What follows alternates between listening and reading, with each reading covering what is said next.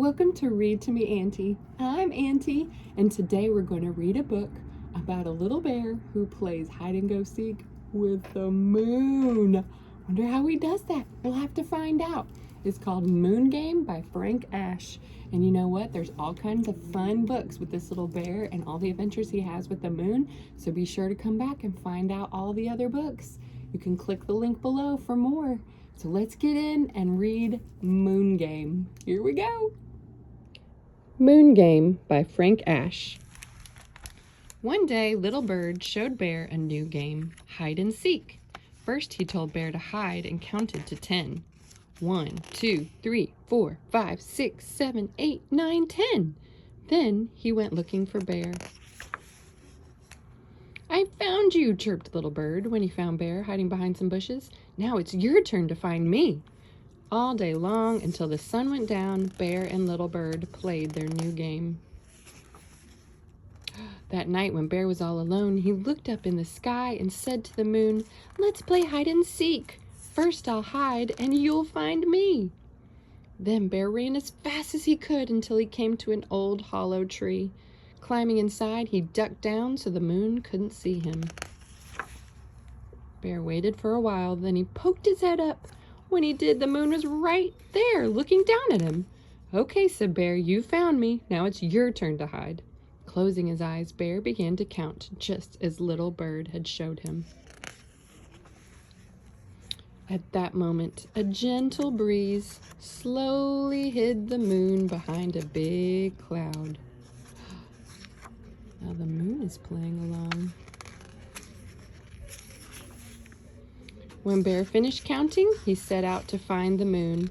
First he thought he found the moon hiding behind some rocks. It's just a flower. Then he thought he found the moon hiding in someone's house. Oh, just some yummy cheese. When Bear thought he found the moon hiding in a tree, he shook the tree and cried, "I found you, moon!" But Bear was mistaken. All he found was a big balloon. Then Little Bird came by to visit. "Will you help me find the moon?" asked Bear. "Sure, I'll help," chirped Little Bird. Bear and Little Bird looked and looked, but they couldn't find the moon. So they went to the forest to ask for help. "I think the moon is lost," explained Bear. "Can you help me find him?"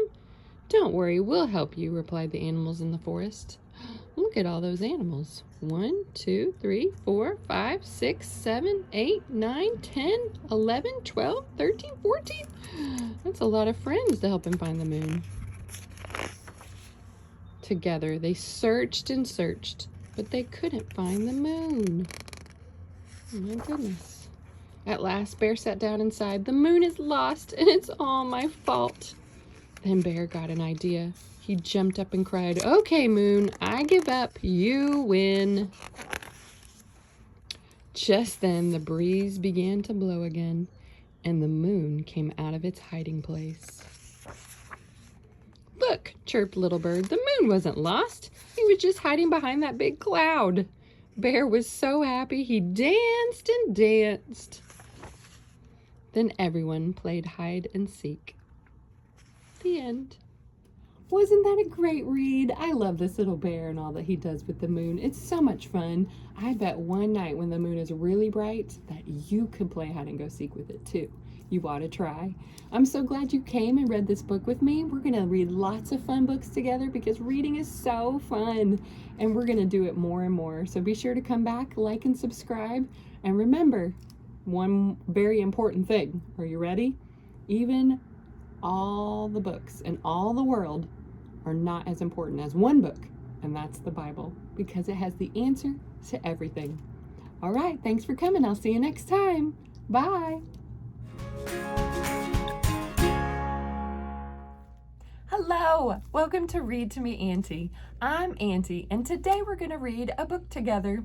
We're going to read a book about penguins, and this little penguin has something new at his house. Something exciting going on. It has to do with an egg. Wonder what's going to come out of it. It's called What's in the Egg, Little Pip by Karma Wilson, and Jane Chapman. Oh, it's so great. It's a cutie little book, and I'm so glad you came here to read it with me. Make sure you check out other videos because we read all kinds of great books together. All right, let's discover what's in the egg. What's in the Egg, Little Pip? By Karma Wilson and Jane Chapman. Little Pip stared at the egg. The large white oval rested on Mama's feet just under her soft, warm belly.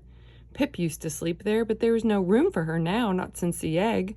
Mama and Papa asked, "What do you think, Little Pip?" Pip shrugged. She wasn't sure.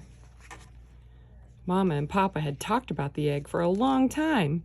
Yesterday morning, they had woken Pip and said, "The egg is finally here, Little Pip." As they showed her the egg, they sang this song. The egg, the lovely egg, a wonderful, glorious sight. A sister or brother for sweet little Pip will soon make our family just right. Pip frowned. The egg didn't look like much. Our family is just right, Pip said. That old egg can't make it better. Mama nuzzled Pip and said, "Just wait, you may be surprised. And now, Papa, it's time for you to take over." Mama carefully nudged the egg and tucked it on Papa's feet. Then Papa nestled down onto the egg. "Where are you going, Mama?" Pip asked. "I need to go fish to bring food for you," Mama said. "But somebody must always be with the egg to keep it warm. So Papa will watch the egg while I fish, and I will watch the egg when Papa fishes." "Can I go with you?" Pip pleaded. Mama smiled and shook her head. "You stay and help Papa keep the egg warm and safe. We must be ready for any storms. We don't want the egg to get cold. We'll need you." Pip sighed. "I'm too little to help. I'm still your baby." Mama shook her head. "You have grown up so much, little Pip. You're big enough to help Papa. You're big enough to help me. You're even big enough to help the egg. Remember that. But don't worry, you will always be our baby." Pip wasn't so sure. As she watched her mama waddle away, a tear slipped down her cheek. Now it was just her and Papa. Oh, and the egg. Later that day, Pip chirped, "Papa, let's slide on the ice." Papa shook his head. "I can't leave the egg, little Pip." Pip frowned. "Not even for a minute?" "Not even for a second." "But isn't it boring?" "A little," said Papa.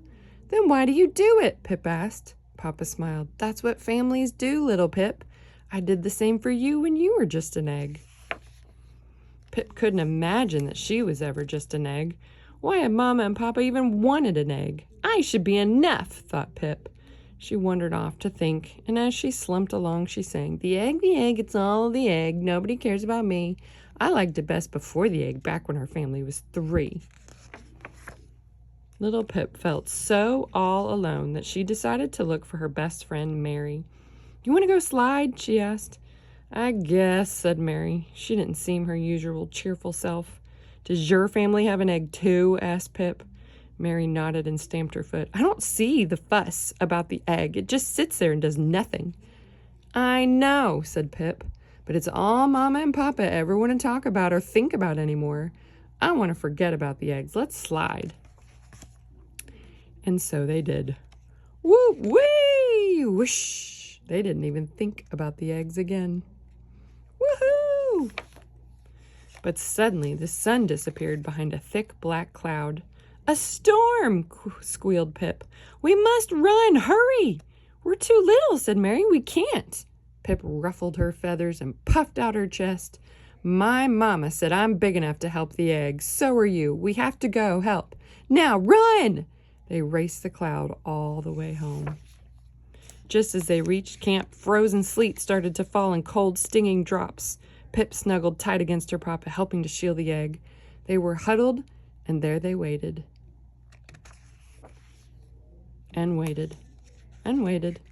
Finally, Mama returned. Pip's tummy growled. She was glad to eat the fish Mama had brought back for them, but then Papa had to go fishing. Storms came and went, and the egg always had to be kept warm. Pip, Mama, and Papa huddled around the egg for many weeks. Sometimes Mama left to fish, sometimes Papa, but Pip always stayed with the egg.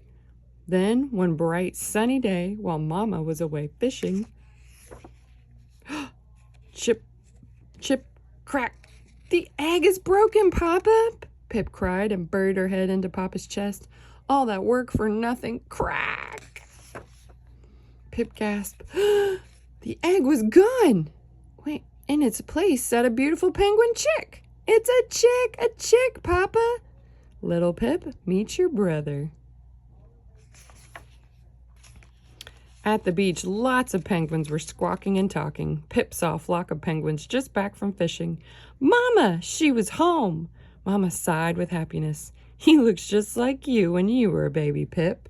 Pip smiled. I was that small? Oh, yes, said Mama, just that small. Pip looked at her new brother and she sang, Welcome, chick, you lovely chick, what a wonderful, glorious sight. Little brother, I name you Sam, you make our family just right. Little Pip looked around and saw all the penguin families snuggling new chicks in their pebbly nests. Pip waved to Mary and Mary waved back, a huge smile on her face. Pip smiled too. Everything felt just right. The end.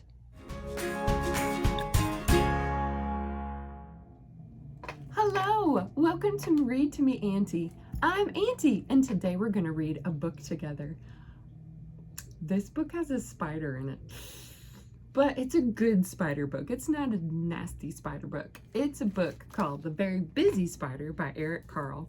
So, wonder what this spider is busy doing and wonder what all he can't do because he's so busy. We'll have to find out and see what happens. I'm so glad you came. Let's get to reading.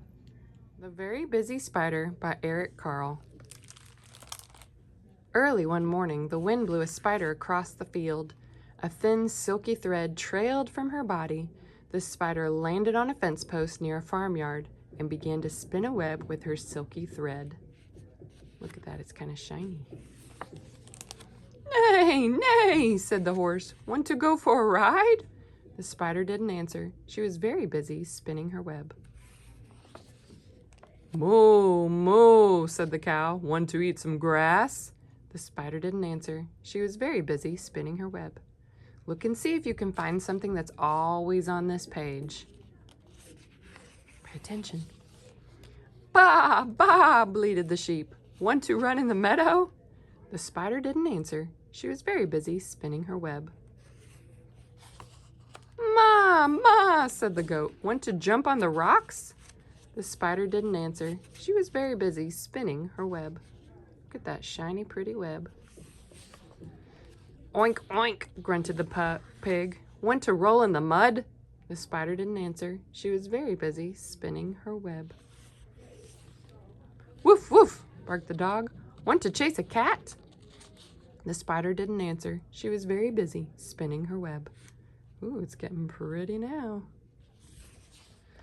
Meow, meow, cried the cat. Want to take a nap? The spider didn't answer. She was very busy spinning her web. Quack, quack, called the duck. Want to go for a swim? The spider didn't answer. She had now finished her web. Cock-a-doodle-doo, crowed the rooster. Want to catch a pesky fly? And the spider caught the fly in her web, just like that. Gulp. Who, who, asked the owl. Who built this beautiful web? The spider didn't answer. She had fallen asleep. It had been a very, very busy day. The end. That was a cute book, wasn't it? That spider wove the most beautiful web. Isn't it amazing how spiders can weave such a beautiful web? Oh, have you ever caught one in the sunlight? It's so cool to see all those little tiny little patterns they create. You know why they create them? Because God created them and He made them so wonderful and with such wisdom that they could catch their food in that beautiful web. It's so neat. I know it can seem disgusting, especially when it gets caught in your face, but it's such a beautiful thing that God created them. And you know what? God created you. He created you to do beautiful things too. We just have to listen and ask and say, God, what is it that you want me to do with my life? And He'll tell you. I'm so glad you came. I want you to remember something. Remember that of all the books in all the world, the most important one is the Bible. And that's because it has the answer to everything. All right, I'll see you next time. Be sure to like and subscribe. Bye.